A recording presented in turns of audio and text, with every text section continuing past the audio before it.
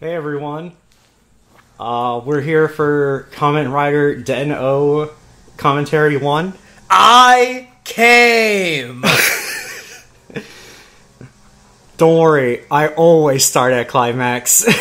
I'm at climax from start to finish. I love you, Momotaros. Momotaros' catchphrase is fantastic. Oh man, he's so great. I love his whatchamacallit, his double action song, Sword Form.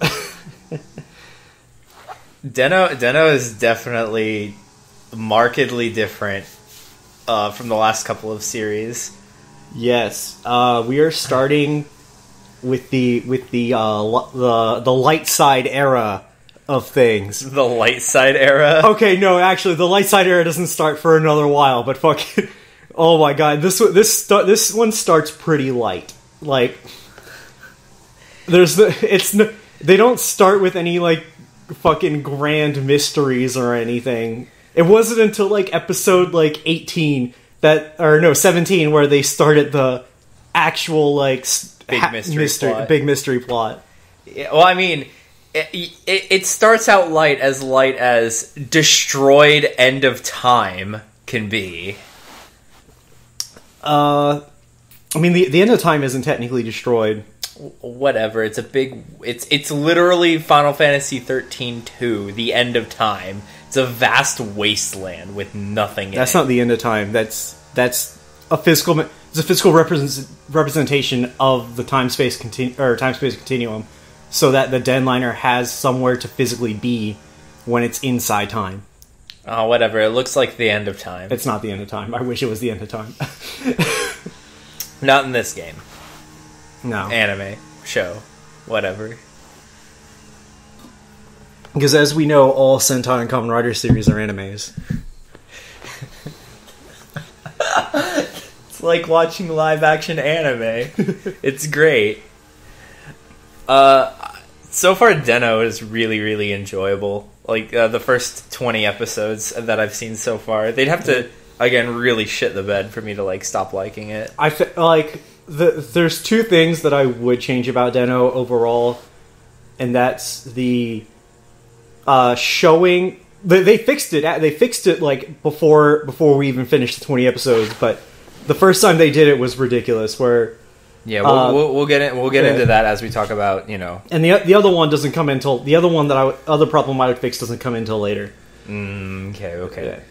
So, the show basically starts off. The show's premise is that our main character Ryotaro, Nogami Ryotaro. Yeah, Nogami Ryotaro, the unluckiest boy in all of everything ever, all of time, encounters a magic time ghost demon that possesses him because time ghost demons exist, and they're basically asshole genies that say, hey, tell me what your wish is and I'll grant it.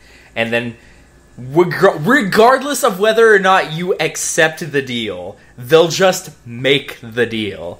Yeah. There are several instances where they're just like, tell me your wish, and the person just kind of has like a vague thing that they kind of are into at that moment. Well, not even that. There'll be times when the person doesn't even make a wish and refuses to make a wish. So then the Imagine just makes up a wish for them. Yeah, the magic time ghost demons are called Imagines, and they just will say, "Oh, you want this thing? Don't worry, I got you, bro."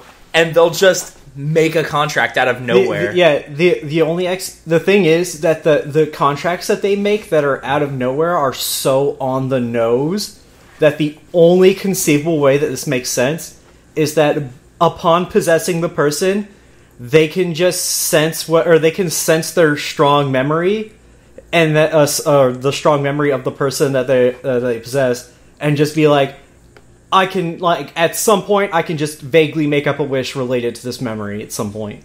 Yeah, it's really weird because because if you really, really boil it down, it doesn't really make sense when you get to the people that don't have wishes, and it doesn't make sense in the terms of like So if there's no real contract, what's the point of the contract? Because originally the point of the contract with these time ghost demons is that you have this strong memory or feeling, and the Imagine gives you something in relation to that event, memory, or whatever, and then that grants it, and then the strong feelings of nostalgia or whatever that you have for that memory lets it access that time period, and then it just goes and either possesses you or summons itself as a monster in that time period, because they've done both versions. Yeah.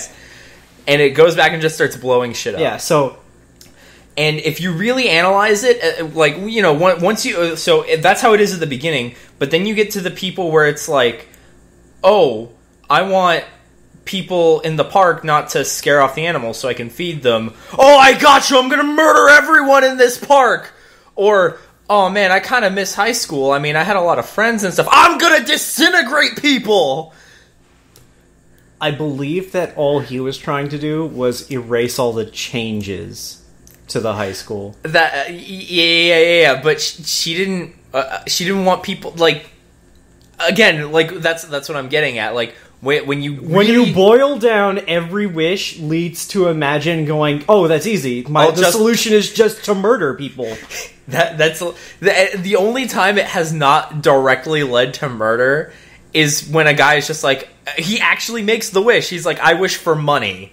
And then the Imagine goes and robs a bank. Yeah, that one was actually pretty straightforward. That one was really straightforward. He was just like, hey, even when he encounters the Kamen Rider Den-O, he's just like, hey man, I'm just doing my deal, okay? I'm just stealing money. Like, he wasn't even really like murdering people. He was just robbing people. He was robbing a bank. And that's I think that's the... I mean, he would attack people that would try to stop him from robbing the bank, but that's it. Yeah, it's self-defense. But yeah, that's like the only time it Imagine's like answer to a wish isn't hard murder. See, but the problem with that is that even if their wish is just the most peaceful thing, they could literally be planting posies out in a fucking park somewhere. Guess I gotta kill the people where these posies can be planted. That's not the problem. The problem is still, as soon as they're done granting that wish, their job is to go back in time and destroy it. That's it. Like the end goal is to just destroy whatever the past is. Yeah. But it's like the contract deal doesn't make sense. I don't know if they expand upon it or if they explain it more. But no, they don't. It's just... Yeah, so it's like, it's just a really, like, I think that, in my opinion, that's like the weakest thing about this show, is that it's very inconsistent with the whole contract deal between the Imagine and random person of the week. Or whatever. So anyway, Ryotaro finds a pass on the ground, not knowing what it is. And he's a good boy, so he wants to return it. Yeah, grabs it and he wants to take it to the police. And on his way, he encounters a group of ne'er-do-wells. This is the second encounter with the ne'er-do-wells that I'm thinking about. The first encounter is where they just rob him, and then they make fun of him because he puts his name in his wallet, and he's just like, well, I mean, once you take everything out of my wallet, you're just going to throw my wallet away, and then maybe someone will give it back to me. So I don't have to buy a new wallet. Or replace any of the ID cards or credit cards inside the wallet, you know? No, they of course they're going to steal the ID and stuff in the wallet. He just wants the physical wallet back. You know what? At this point, I doubt Ryotaro even carries cards of like plastic on him. He just carries a little bit of cash to make sure he can take buses and whatever. Dude, he should do the fucking the thing that what's his face from Kakai Sensen does. Oh, where he's got money. He's like, just got money stashed on hidden pockets all in his clothes. He's like, oh man, yeah. That was. Why didn't you fight? Why didn't you, like? If you had asked me to, I would have taken care of those ne'er-do-wells. Nah, it's okay. My wallet didn't have anything in it anyway. As he says, as he pulls money out of his hidden pockets. Yeah, he's got like money in it. He's got and it wasn't just like one hidden pocket. It was multiple hidden pockets. Oh my gosh. Leonardo watch is great. Yeah, so anyway, so after that, then that's when he finds the pass on the ground. Yeah. And I forget if it's there or after encountering the ne'er-do-wells again. He meets Hannah before the second encounter with the ne'er-do-wells. And she's just like... She's riding a train on a literal roadside. And he goes, she's like, hey, I need that pass back. And he goes, but I need to take it to the police. You know, like a good boy does. Yeah, but she's just like, no, I need that pass. And he's just like, but I need to take it back to the police so it can go to its rightful owner. Like 2 and 2 doesn't equal 4 in this scene. But whatever. Ryotaro is a good boy. He's a pure boy. You know, Ryotaro might never have gotten involved in this whole situation if he had just dropped off the pass at the police and Hannah went and picked it up then. No, doesn't he get, like, interrupted by something else along the way or something before he even gets to the police? Because the only reason he gets onto the Denliner is because he has the pass. Fucking, he gets possessed by Momotaros. And Momotaros is like, oh, hey, grant me your wish or whatever. What is your wish? Yeah, he's like, yeah, he does the, what is your wish? Tell me your wish. And then then before Ryotaro can say anything, he's attacked by the thugs. That's right. And then Momotaros possesses Ryotaro and tries to murder the thugs. He gets like 50 pounds of muscle, picks up a lead pipe, and starts breaking things. Yeah. And then before he can finish off the guy... with his Hisatsu! Yeah, Ryotaro regains control of his body, and Momotaros is like, wait a minute! You shouldn't be able to do this! That must mean that you're a singular point! A singularity. Yeah. Well, of course we don't know what that means yet. That's whatever. We can say it now. It doesn't really spoil too much. Singularity points are people who are immune to changes in time. Yeah, if someone goes back in time and changes stuff in the past, then this person will not remember or will not be affected by said changes. Yeah, which is actually super important for something that happens way later. Of course. Of course. Because you looked at me and said, but wait, what? And then I had to remind you that he's a singularity point. You're right. So anyway, then as they're walking around, they get attacked by the first monster. And the first monster, his wish is to find one of the ne'er-do-wells keychains that he had dropped at some point, and he thought that Ryotaro had stolen it because Ryotaro was there. Yeah. And so the monster texts Ryotaro, and then Ryotaro uses the fucking belt and the pass to turn into Den-O. Doesn't Hannah show up and just throw the belt at him? No. She goes, you need to hurry up and henshin, and he goes, what are you talking about? And then the belt appears on him. And then as he's looking at it, I for sure thought Hannah... Oh no, he's like holding the belt, and she like jams it on him. The belt shows up in his hand, and then she puts it on him. And then as he's inspecting the belt, like one twist of his body causes him to move the pass in front of the buckler, which transforms him into Den-O.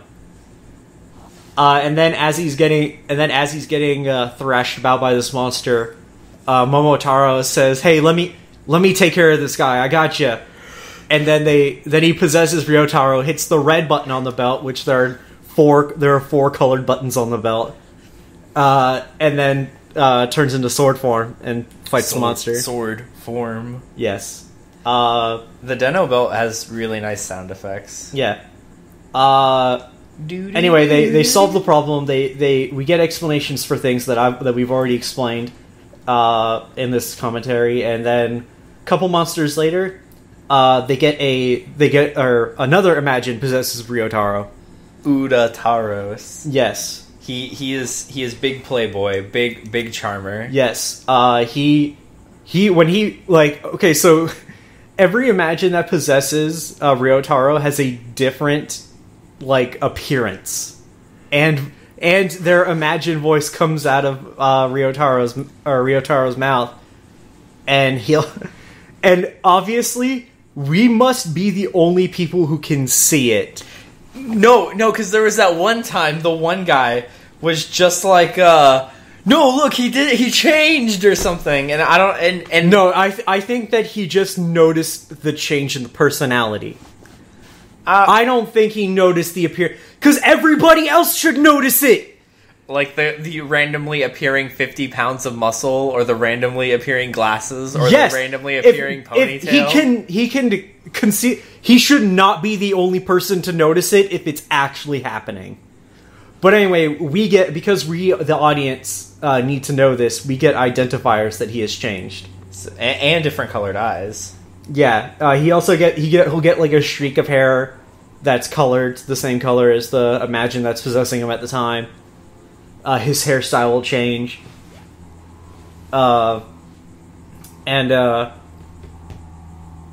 Urotaros admits that he wanted to possess Ryotaro because he's a singularity point, and he just figured that was like the safest person to possess, and he didn't actually care about fulfilling the contract thing.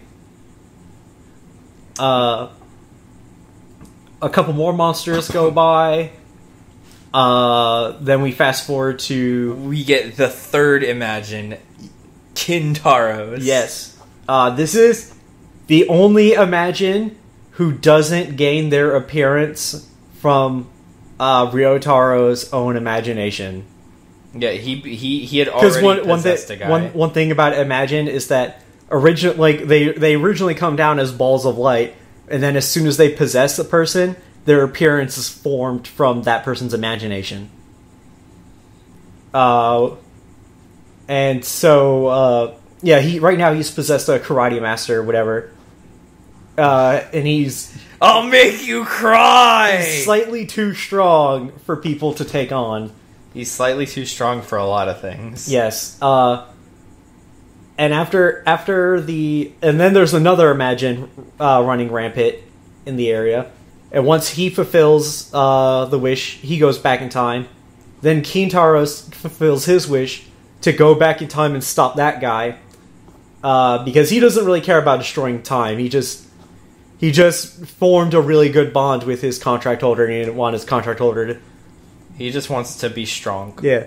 He didn't want his contract holder to die in the ensuing damage that would have happened back in time.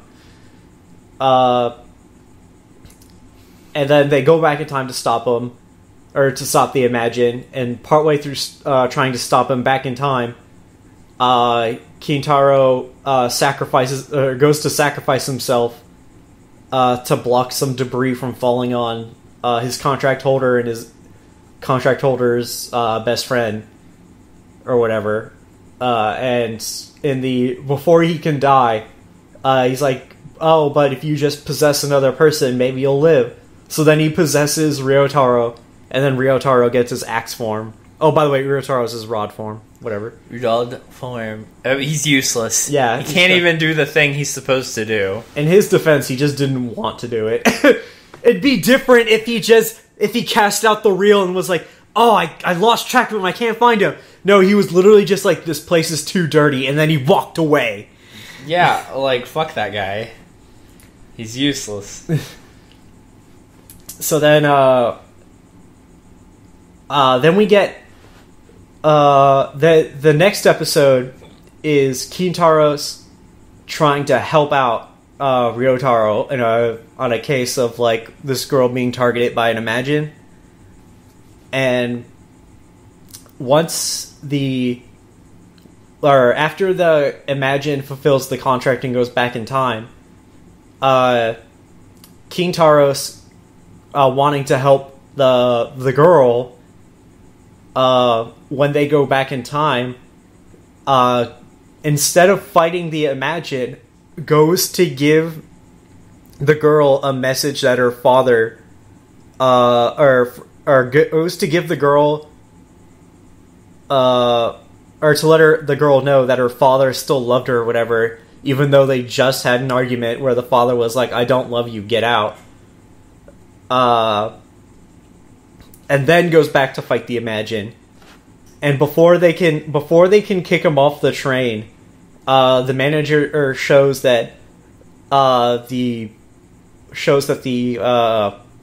because of Kintaro's actions in the past, the girl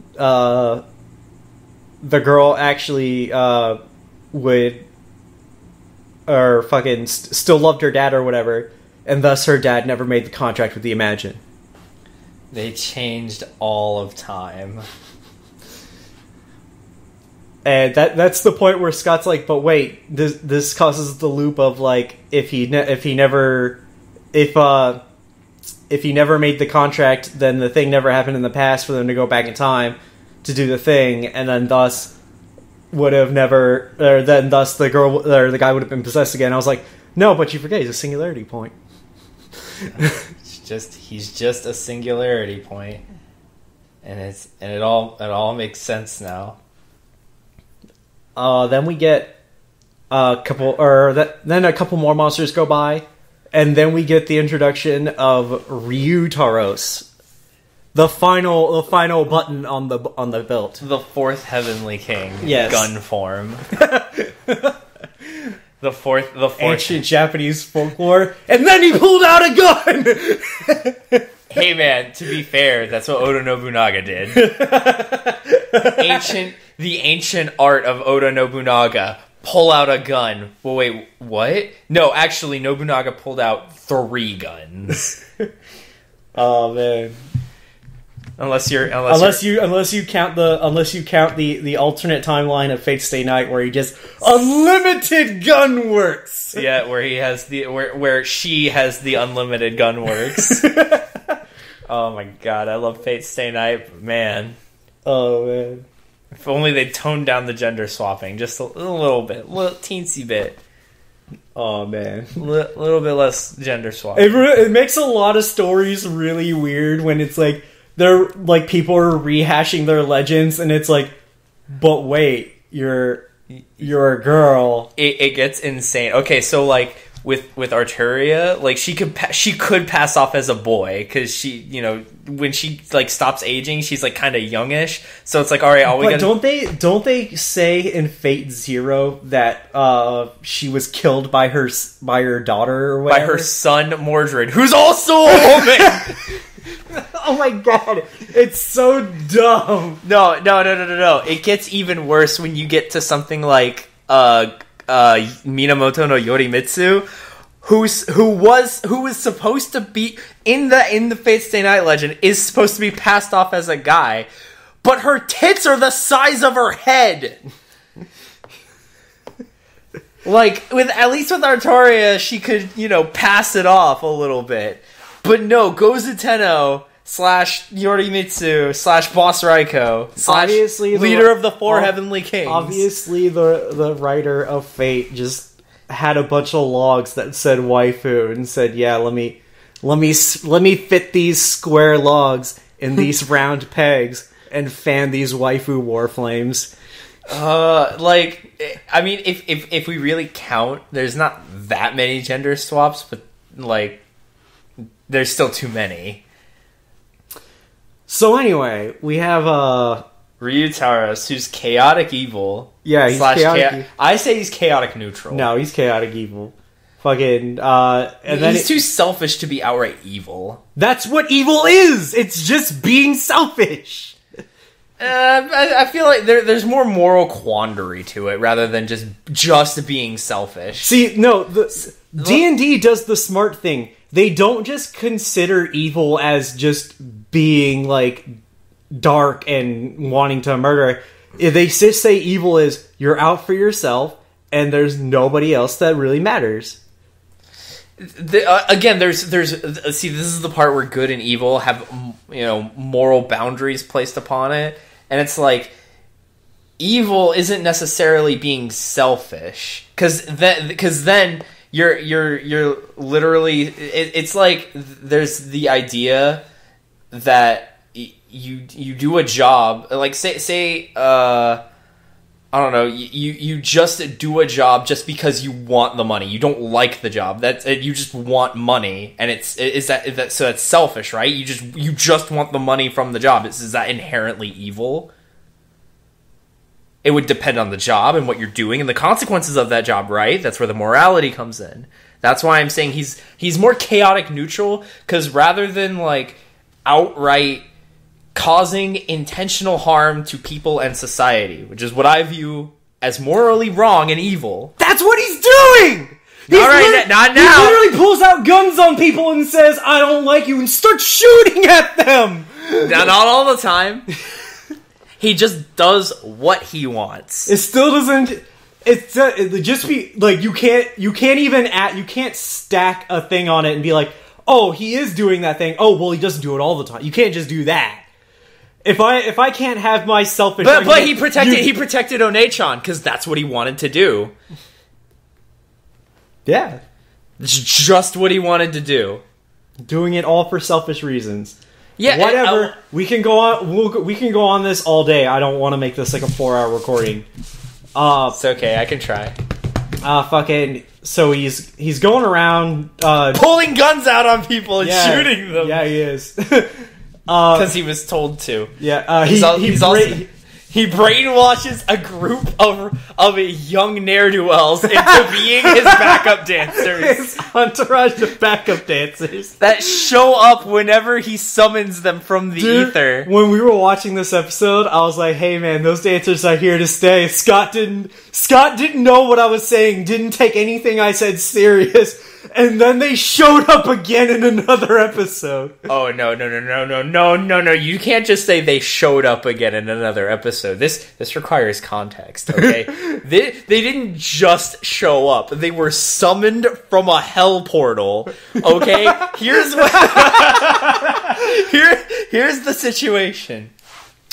Ryotaro accidentally gets involved in an armed robbery situation. He didn't accidentally... None of this is Ryotaro's fault. It's his fault that it continued, but it's not his fault that it started. I didn't, that's why I said accidentally gets involved. I didn't say he caused it.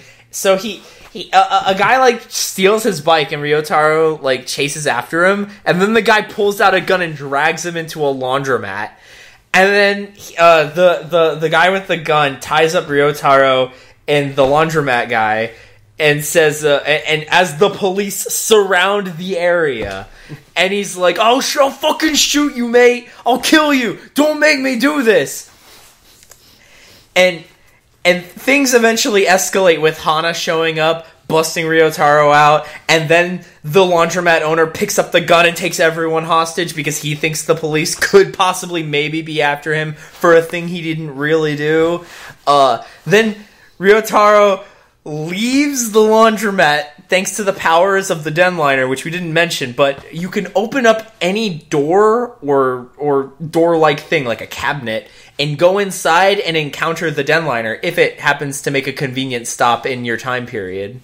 Or whatever. The Denliner, if you open a door, if you have a Denliner pass and you open a door when the time is a straight whatever number. Like 101:01. Yeah, if it's like 101 in 1 second, and then you can open the door and the Denliner will be there if you have the pass. Also, while the door is open, time is frozen.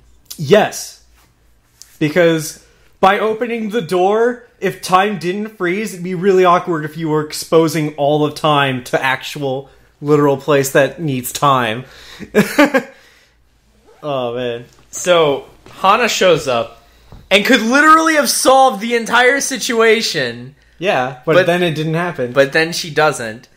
And then Ryotaro gets away, and then basically eventually his sister, who owns a coffee shop, and two guys who really want to get in the sister's pants show up at the hostage situation, and then they're all hostages, but then they're all not hostages, and they're just surrounded by police. And the first time the police are gonna break in, Urataros calls the police commissioner and just says, "I know what you did with Miyuki the other night," or whatever. And I go, "How the fuck does Urataros know this?" It's okay. Urataros is that guy. He's not a combat fighter. He's more of the intelligence guy. He's got the max charisma stat. Yeah. Like if Momotaros, he playboys around so hard that he knows about everybody else's playboying. Yeah, like if Momotaros is like hot-bloodedness as his stat, Urataros is charisma, Kintaros is strength, and Ryutaros is whatever. Chaos. It's just chaos. It's just whatever. Whatever he wants it to be. It's chaos and a gun. A gun. I don't know, he's still not as stylish as Garen from Blade. I know. But, so, that was the first... So, apparently the police commissioner, or police, or whatever... He's like, "Oh no! Don't jump in!" Because Urataros is just like, "Hey, if you send everyone in, I'm gonna tell everyone about Miyuki, who's like, I don't know, whatever, some affair he's having with some other woman." We do see them joyriding in the middle of the night in a police car filled with stuffed animals. Anyway, then the second time the police are gonna bust in, Ryutaros possesses Ryotaro. And then he walks outside, does his, like, trademark finger snap and points at everybody. And his background... He snaps into a finger gun. Yeah, he snaps it into a finger gun and summons the backup dancers who could not have possibly known he was there. To just do a dance party and everyone walks away. Everyone, the police, the news reporters, the civilians watching, everyone just walks away in the face of this dance party. It gets better. And then Ryotaro and Ryutaros walk back inside the hostage situation. So then Ryutaros... Yeah, so then Ryotaro can go and talk to the guy who's blaming the laundromat guy, dude, so he can solve the plot, so he can do the thing. And one of the times when he meets up with the laundromat guy's old boss, the old boss is just like, "Oh, get out of here, you stupid kid!" And then Ryutaros possesses Ryotaro and pulls out the gun and says, "I don't like you, old man," and just starts shooting at him. Yeah, he just does what he wants. Oh man, and the only reason the Imagine jumps out in that scene is to protect his contract holder. Hey man, if Ryotaro was defending Ryutaros, he would just said, "Oh yeah, he knew that would happen." Like, remember Urataros? No, this time it didn't. He did not justify the gun shooting at the old man. But he would have justified it like that. Just like with how Ryotaro convinced Urataros to become a quote unquote good guy is Urataros lied. I forget what the exact lie was. It was lying to somebody who had no. He wasn't lying. He was apologizing to Hannah for being a terrible person.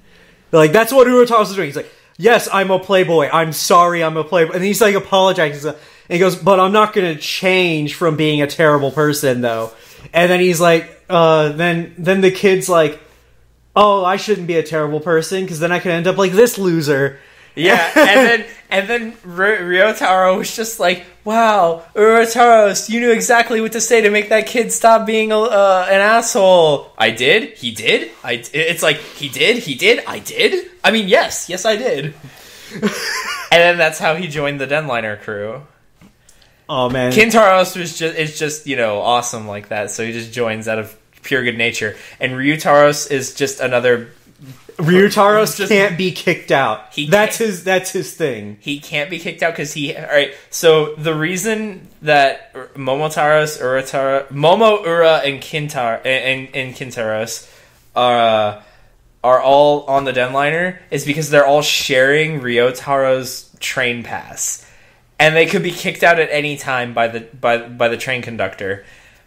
But Ryutaro's has his own unexpirable pass.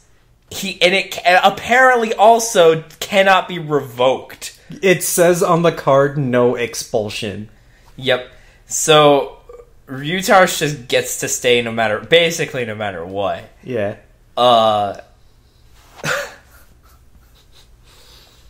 Where was I going with this again? The reason that everybody's there.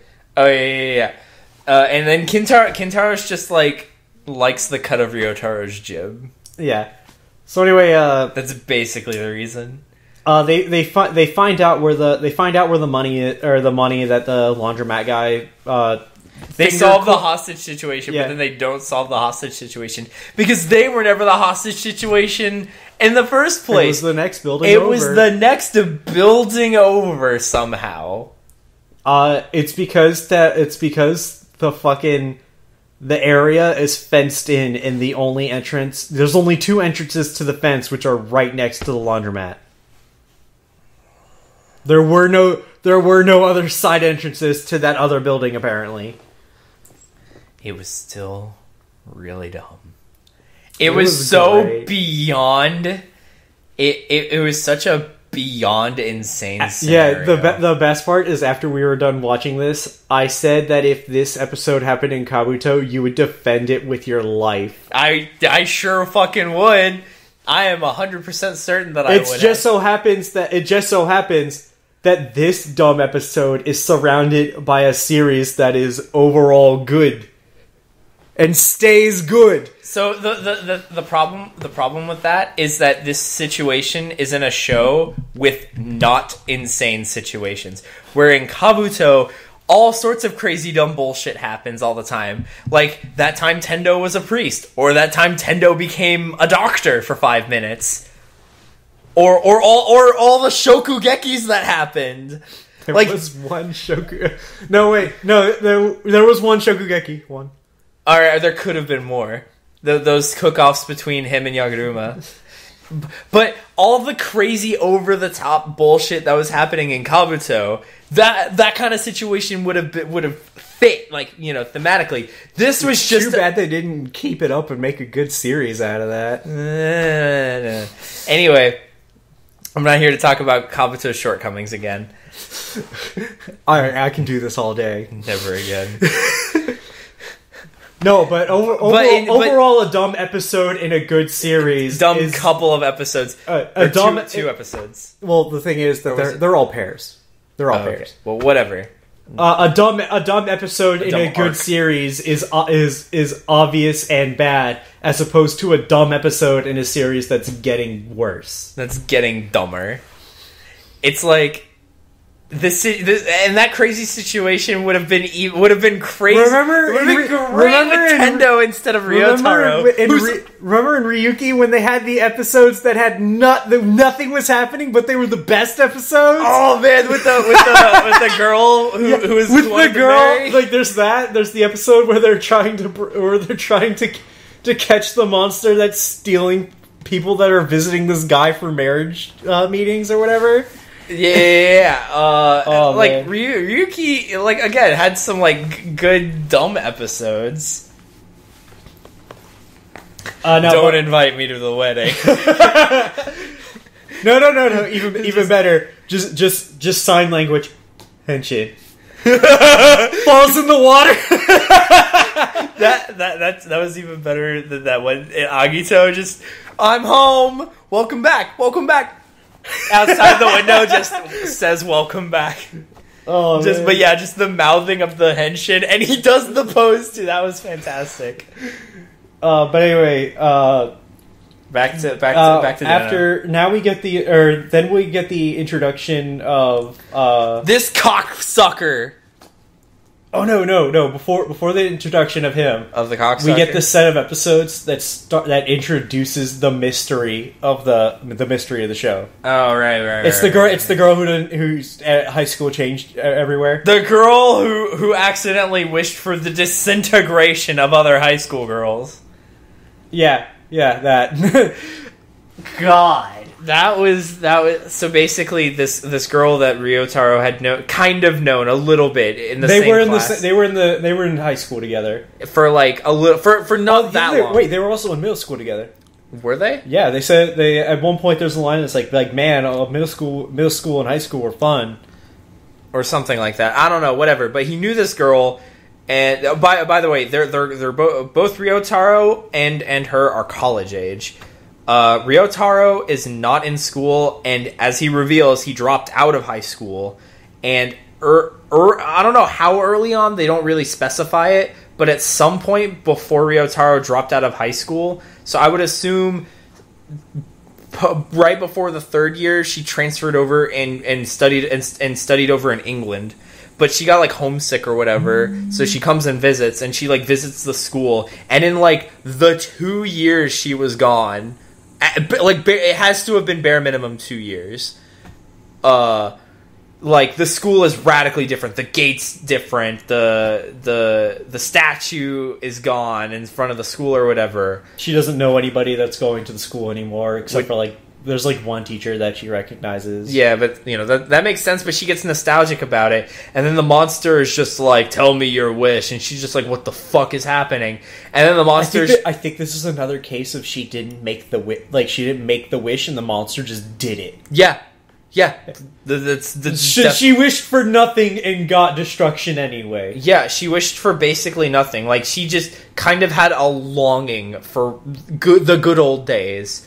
And then the monster is just like, oh, I guess I better murder everyone! I'll destroy everything that's not the same! Yeah, like, one of the first things we see him do is take his boomerang sword and throw it at a group of schoolgirls. There's an explosion, and then just a pile of dust. No, there's no explosion. They just glow red for a bit, and then they're gone. They're just, they do poof into a pile of dust. But anyway... He just disintegrates them. Like, holy fuck. Like, there's something more insanely, like, holy shit about that, about just straight disintegrating somebody than about, you know, stabbing someone. There's just something more holy shit about disintegration. So anyway,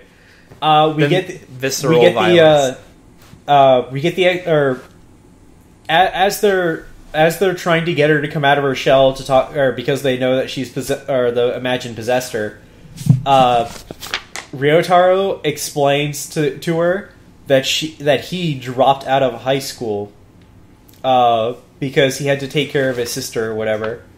Is that what he said? All he said was, as far as I remember, all he said was, I just dropped out of high school, and he didn't want to talk about it anymore. And then they had, you know, more pressing matters to take care of, like the monster blowing up time.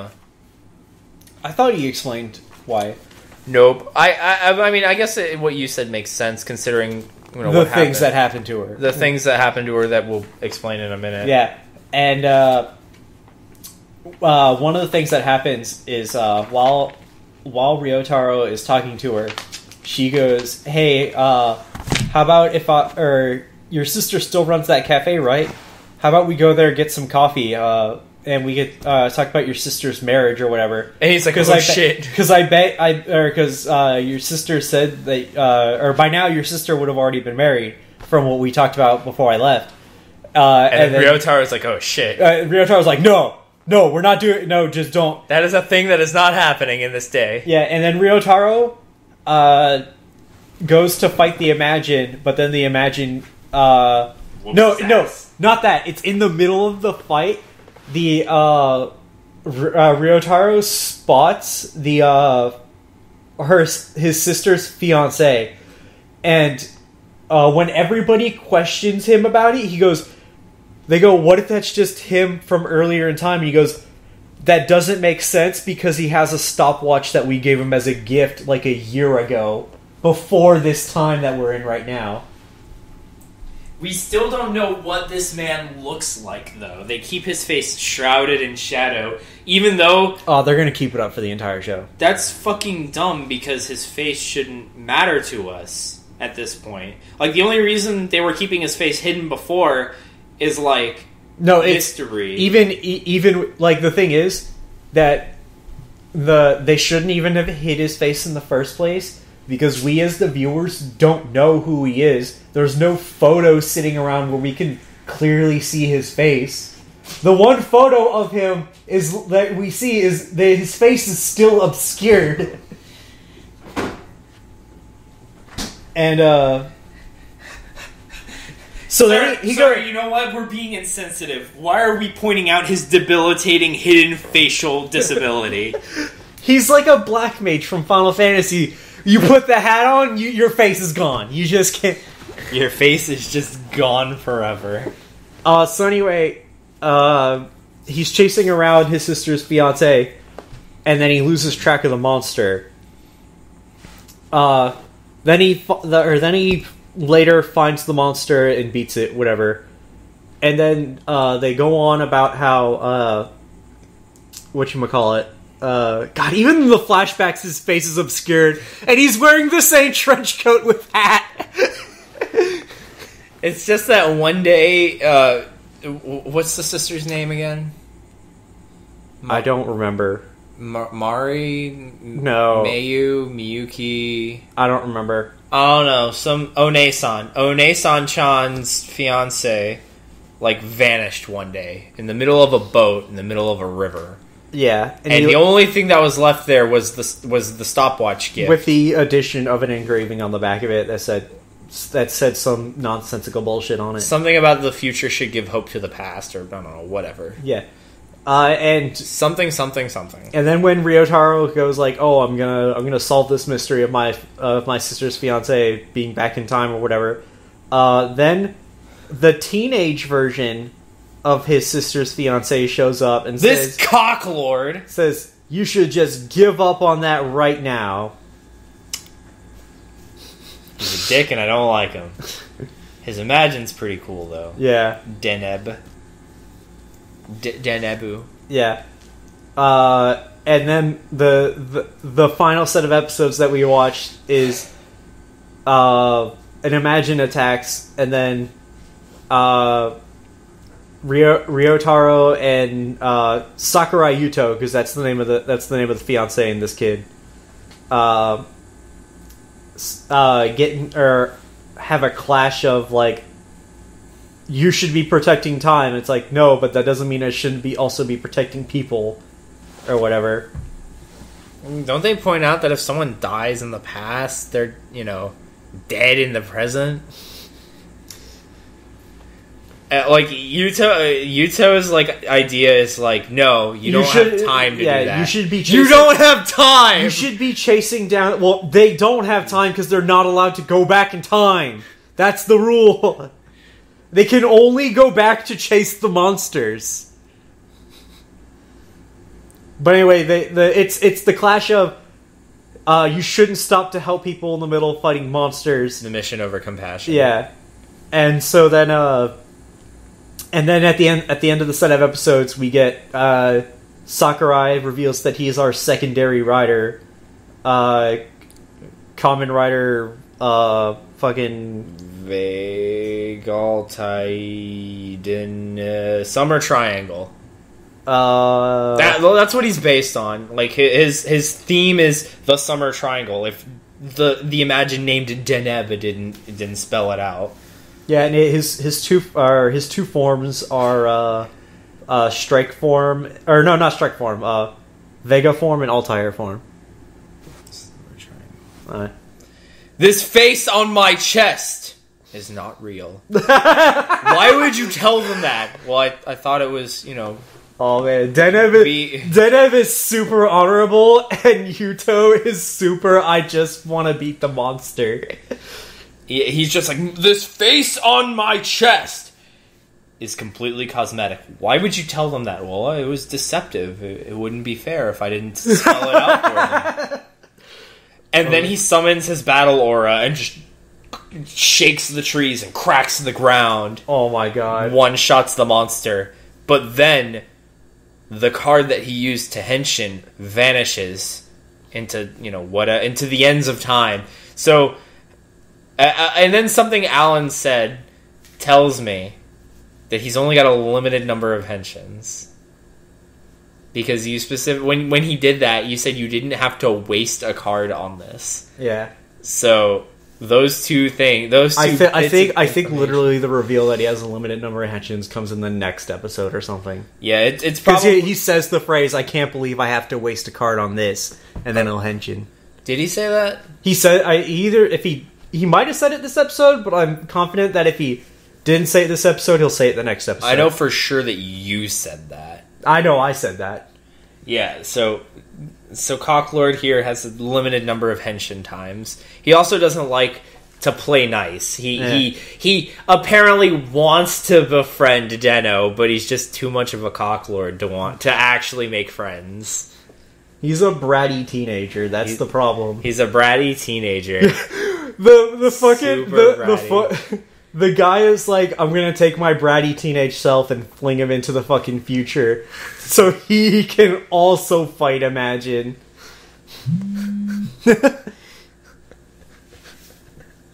Like, it's just like he just wants to tell he wants to tell Ryotaro to give up being Den-O because he's too weak. But it's he's not saying that. He wants Ryotaro to give up on solving the mystery of Sakurai Yuto. There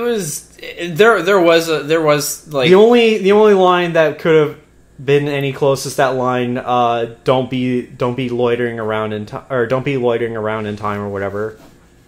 Which means don't waste your fucking time. But he does like rag on Ryotaro. He's like, "You're too weak. I don't need to explain shit to you. You're too weak."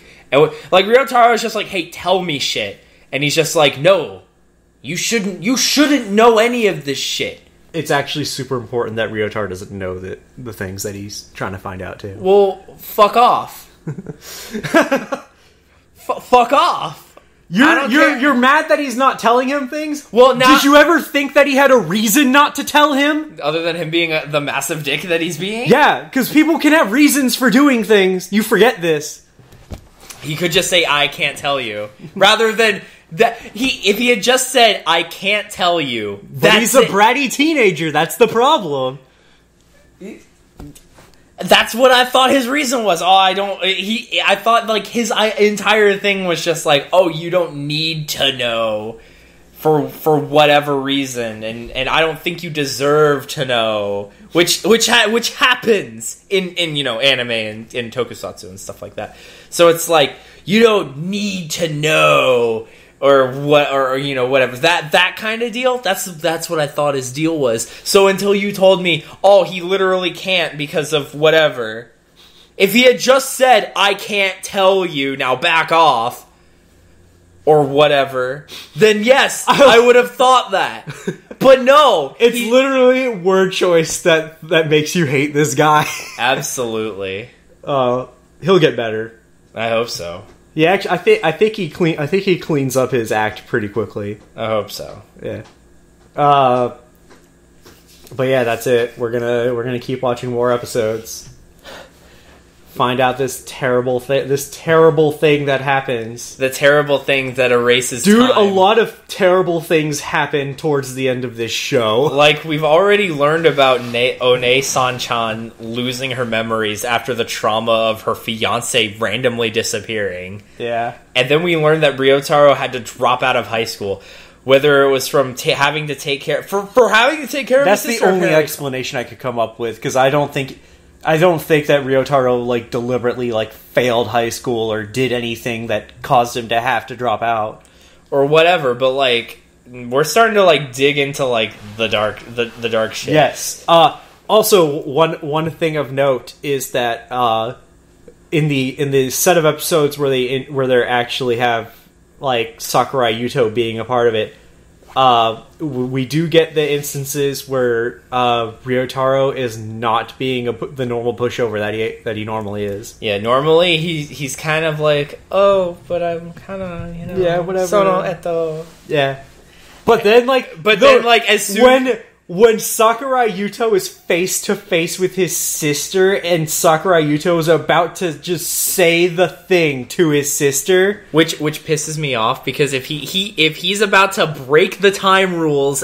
or whatever, or do or something, and tell the sister about, I don't know, Whatever. He wasn't gonna say the whole thing. He was just gonna say, "I'm Sakurai Yuto."